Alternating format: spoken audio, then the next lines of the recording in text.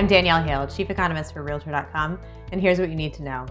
As we wrap up the third week of October, signs point to a robust job market. Jobless claims dipped lower as businesses hang on to workers amid tough hiring conditions. While finding workers has been a persistent problem, the Beige book, a national summary of regional economic conditions from the Fed, highlights a potential increase in the supply of labor in the form of workers taking on multiple jobs or gig work to boost income in the face of still elevated inflation. This is consistent with other data showing a rise in multiple job workers since the spring of 2020, but there aren't as many now as there were in late 2019, just before the pandemic.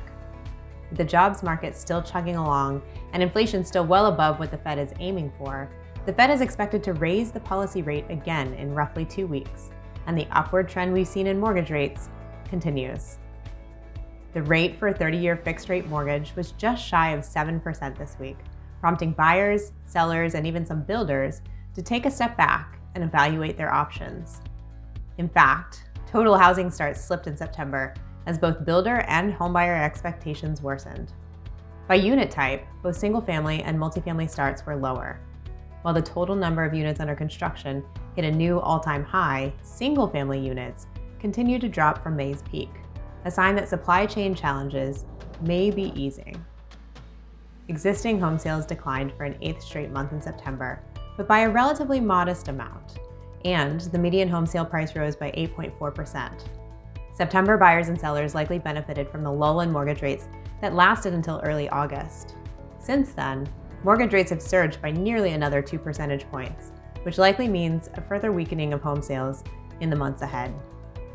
Consistent with that expectation, the Realtor.com weekly housing trends report showed that even as home price growth, the new listings trend, and time on market were relatively consistent with what we've seen recently, active listings saw the biggest increase in yearly growth in 15 weeks.